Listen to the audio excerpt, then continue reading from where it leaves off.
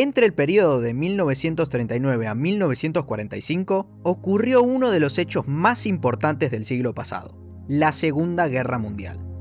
Las consecuencias inmediatas de la misma fueron las siguientes. En principio, profundas crisis económicas a raíz de los años que duró el conflicto. Como ya vimos en la Primera Guerra, las batallas produjeron enormes gastos para los gobiernos y estos, para paliarlos, elevaron su emisión monetaria por las nubes, mucho más allá de lo que disponían de reserva en sus cuentas. Esto llevó a que un año antes de que se declarara la inevitable derrota del eje, es decir, de Alemania, Italia y Japón, las naciones aliadas buscaran solucionar los problemas ocurridos en la economía a través de un acuerdo económico y monetario. Este fue el famoso acuerdo de Bretton Woods. Este acuerdo, que cambió el rumbo de la historia económica, fue negociado por dos de los países más poderosos del mundo. Estos fueron Estados Unidos y el Reino Unido. Ahora introduzcámonos en el acuerdo de Bretton Woods. En 1944 se convocó una reunión para las fuerzas aliadas en el Hotel Mount Washington, en Bretton Woods, Estados Unidos. Este acuerdo tuvo como finalidad definir el nuevo orden financiero al terminar la Segunda Guerra Mundial, y fue llevado a cabo por delegados de más de 44 países, los cuales firmaron, entre otros tratados, la creación del Fondo Monetario Internacional y el Banco Mundial. Uno de los objetivos a cumplir era que luego de la guerra se implementara una política de libre comercio para así expandir la economía y el comercio mundial. Esto último se decidió debido a que, ante grandes crisis y recesiones, las políticas comerciales de los países eran proteccionistas. Y esto, entre otros motivos, había sido la causa del conflicto bélico en primer lugar. Gracias al libre comercio, Estados Unidos llegó a producir 1/3 de todos los artículos en venta del mundo. Un dato que refleja aún más su hegemonía global a partir de este periodo. Los protagonistas de las naciones más poderosas fueron John Maynard Keynes, quien fue el delegado de Inglaterra, y Harry Dexter White, quien fue el delegado estadounidense. Estos plantearon dos planes distintos para el nuevo orden económico mundial. Si bien sus proyectos eran diferentes, los mismos buscaban un objetivo similar, el cual era crear dos instituciones que se ocuparan de la estabilidad monetaria y del crecimiento económico, intentando no volver a repetir los errores del pasado. Errores que desembocaron primero en las guerras y luego en la Gran Depresión del año 1929. Recordemos que este fue el año del crack de la bolsa de Nueva York. El delegado del Reino Unido, John Maynard Keynes, nombró a su proyecto International Clearing Union, o en español, Unión de Compensación de Pagos. En este, propuso una moneda independiente llamada Bancor, que casualmente o no, Bitcoin tiene un nombre muy parecido. Esta moneda sería emitida por una entidad internacional parecida a la de un banco central, pero independiente de los países, teniendo como objetivo principal cumplir con la función de moneda de reserva internacional. Esta institución emisora cumpliría la función de ser prestamista en última instancia, pero estos préstamos debían ser sin condiciones, en pos de que los países retuvieran su soberanía monetaria. Con esta propuesta, no habría país que pueda influir o beneficiarse con la divisa, cuestión que ocurría con el dólar, que solo podía y puede ser emitido por los Estados Unidos. En su plan, Keynes, entre otras cosas, propuso un sistema de cuotas parte, donde cada país, por decirlo de alguna manera, tendría su porción de la pizza. También propuso que los países podían y debían inclusive devaluar o revaluar sus monedas cuando las deudas superaran un porcentaje determinado de sus cuotas parte, algo que no terminó siendo muy diferente de lo que ocurre hoy en día en el seno del Fondo Monetario Internacional. Keynes, con su propuesta, buscó que fueran pocos los miembros de la institución emisora del Bancor y que tanto el Reino Unido como Estados Unidos tuvieran el liderazgo de la misma. En cuestión, esto no llegó a cumplirse. Sin demasiadas sorpresas, el proyecto de Harry White, llamado Fondo de Estabilización, fue el elegido para llevar a cabo la configuración del nuevo orden económico mundial. Se imaginarán que Estados Unidos no iba a permitir que se afecte la hegemonía de su moneda. White formaba parte del Departamento del Tesoro Federal estadounidense, y en su plan luchó contra las medidas proteccionistas, argumentando que las mismas afectaban de manera negativa en el comercio de las empresas estadounidenses. La única manera de que Estados Unidos adquiriera una posición de líder mundial era por las vías del libre cambio, es decir, la libertad absoluta de comerciar sin barreras y con bajos costos arancelarios. En su plan estableció la preponderancia del dólar, proponiéndose en el mismo la reducción de los controles de cambio por etapas. Esto se trató de una medida económica destinada a proteger el valor de la moneda estadounidense.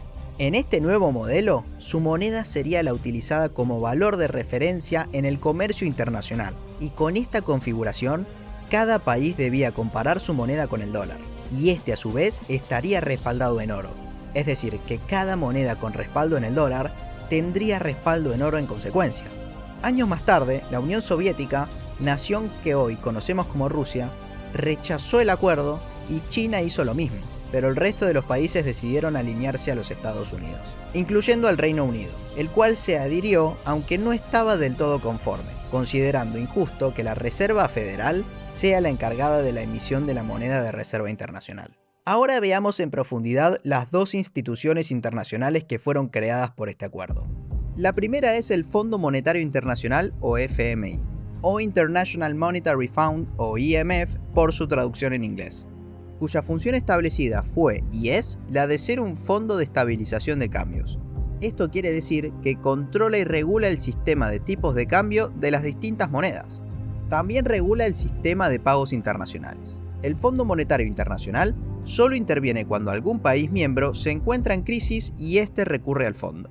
El organismo ejerce las funciones mencionadas, permitiendo la adquisición de bienes y servicios por los ciudadanos de los distintos países que conforman la institución. Esta institución se concibió con el objetivo de regular el SMI, es decir, el Sistema Monetario Internacional, mediante un sistema de cambios fijos en su búsqueda de finalizar las cíclicas devaluaciones producidas en las economías del mundo. Esta institución internacional tiene una forma de gobierno que se determina por la cantidad de cuotas parte que poseen las naciones miembros. ¿Y quién creen ustedes que posee la mayor cantidad de cuotas?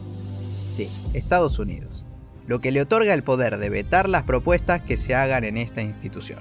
El Fondo Monetario Internacional es conocido por haber concedido préstamos a los países con problemas financieros en más de una ocasión. También se lo conoce por las políticas de ajuste que sugiere a los países deudores en pos de equilibrar la balanza de pagos de los mismos, a veces solicitando, si así fuera necesario, la privatización de empresas nacionales, la reducción del gasto público, la apertura de los mercados y del comercio, entre otras solicitudes. Luego tenemos al Banco Mundial, o World Bank por su traducción en inglés. Esta institución es un banco internacional capaz de suministrar el capital necesario cuando algún país no dispusiera de fondos suficientes. El mismo se conformó inicialmente para la reconstrucción del continente europeo por los daños provocados por la Segunda Guerra Mundial. El Banco Mundial proporciona asesoramiento en materia de políticas y asistencia técnica a los gobiernos. También se centra en el fortalecimiento del sector privado de los países en desarrollo. Esta institución fue otro de los eslabones institucionales necesarios para asentar el poder de los Estados Unidos. No casualmente, este banco tiene su sede central en Washington, D.C., que es la capital de este país. Sus directores son 25.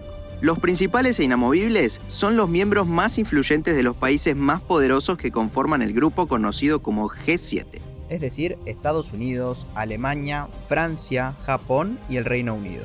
Y los otros 20 miembros se eligen entre los demás 184 países que componen al Banco Mundial.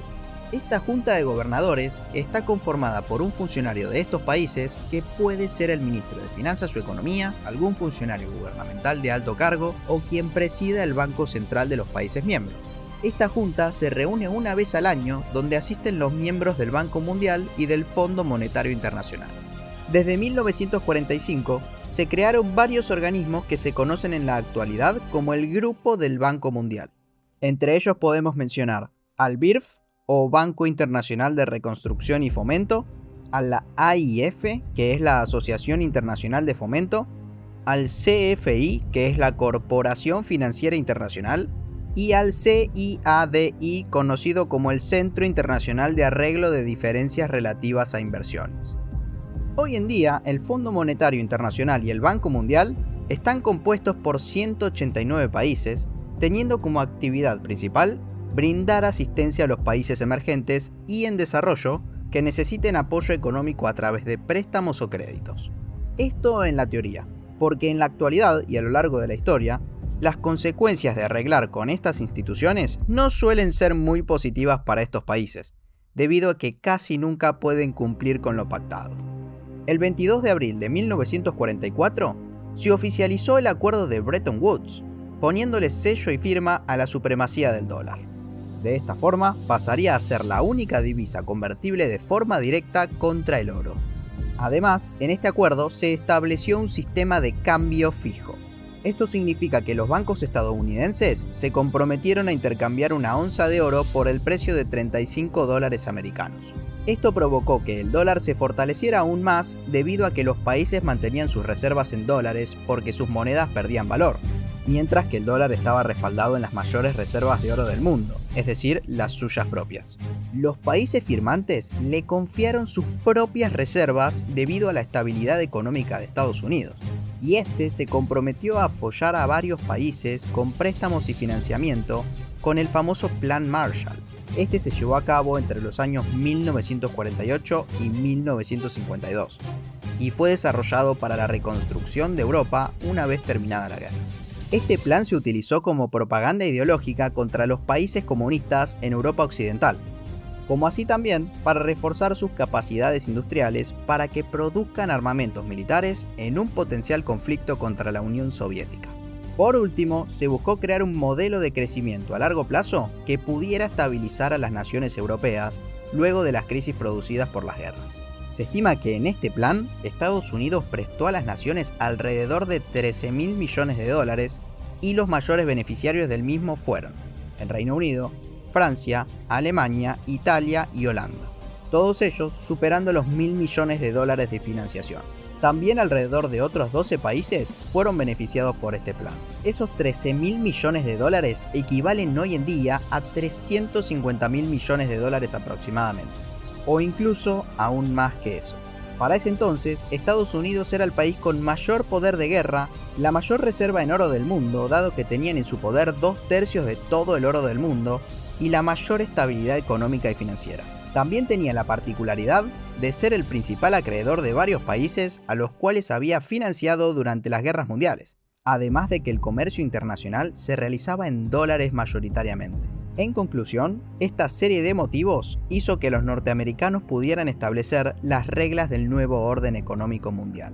Otros principales hechos ocurridos en consecuencia de la Segunda Guerra fueron los siguientes: la creación de la ONU y la OTAN, la creación del GATT, la caída de los imperios de Japón e Italia, el reinicio de la Guerra Civil China que terminaría en 1949 con la imposición del comunismo por Mao Zedong y la creación de la República Popular China, la caída de Alemania, su ocupación y división, y la división de Corea, la cual tendría una guerra civil entre los años 1950 a 1953, en la cual intervinieron Estados Unidos y la Unión Soviética.